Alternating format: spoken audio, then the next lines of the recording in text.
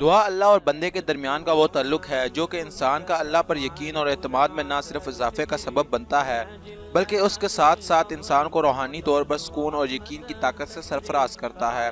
دعا در حقیقت انسان کا اللہ سے وہ کلام ہوتا ہے جو وہ دنیا کے دوسرے لوگوں سے نہیں کر پاتا۔ اللہ کی بارگاہ میں انسان کی جانب سے سوال اٹھنا ہمیشہ بہت قدر و منزلت سے دیکھا جاتا ہے، اور اللہ تعالیٰ اس بات سے خوش ہوتا ہے کہ بندہ اس کے سامنے دست دعا دراز کرے تاکہ وہ اپنی رحمتوں اور برکتوں سے اس کو نواز سکے۔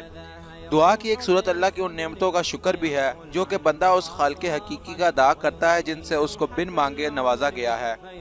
دعا مانگنے کا حکم بار بار قرآنی آیات و احادیث سے ثابت ہے۔ اس کے ساتھ ساتھ اللہ نے انسان کی رہنمائی بھی کی ہے کہ کن اوقات میں مانگی جانے والی دعا اللہ کی بارگاہ میں لازمی قبولیت کے درجے سے سرفراز ہوتی ہے۔ ان اوقات سے متعلق رہنمائی مختلف احادیث سے ثابت شدہ ہے۔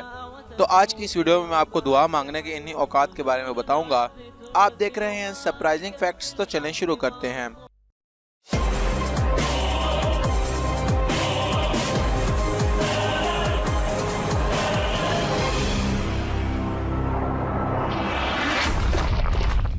صحیح بخاری میں آیا ہے کہ تہجد کے وقت مانگے جانے والی دعا قبول ہوتی ہے۔ تہجد کے وقت مانگے جانے والی دعا اللہ کو بہت پسند ہے کیونکہ اس وقت انسان اپنی عزیز ترین چیز یعنی نیند کو قربان کر کے اللہ کی بارگاہ میں حاضر ہوتا ہے، لہٰذا اللہ نہ صرف اس دعا کو سنتا ہے بلکہ قبول بھی کرتا ہے۔ سجدے کی حالت میں مانگے جانے والی دعا: جب انسان اللہ کی بارگاہ میں اپنی پیشانی جھکاتا ہے تو اس کا مطلب ہوتا ہے کہ اس نے اپنا آپ اللہ کے حوالے کر دیا ہے۔ اللہ کو انسان کی یہ عاجزی بہت پسند ہے، لہٰذا اس وقت مانگی جانے والی دعا قبولیت سے سرفراز ہوتی ہے۔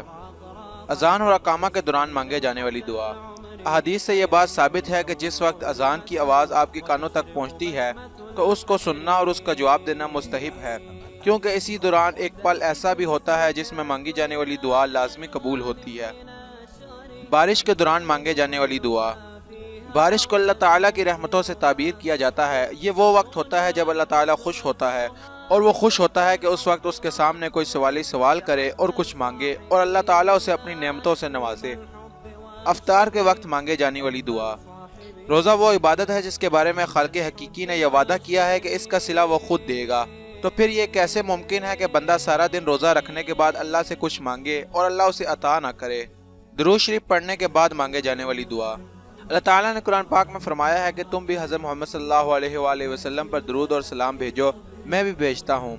یہ بات ثابت شدہ ہے کہ درود شریف وہ کلام ہے جو کہ لازمی طور پر بارگاہ خداوندی میں قبولیت کے درجے پر پہنچتا ہے، لہٰذا جو دعا درود شریف کے ہمراہ مانگی جاتی ہے اس کی قبولیت میں ابھی کوئی شک کی گنجائش نہیں ہے۔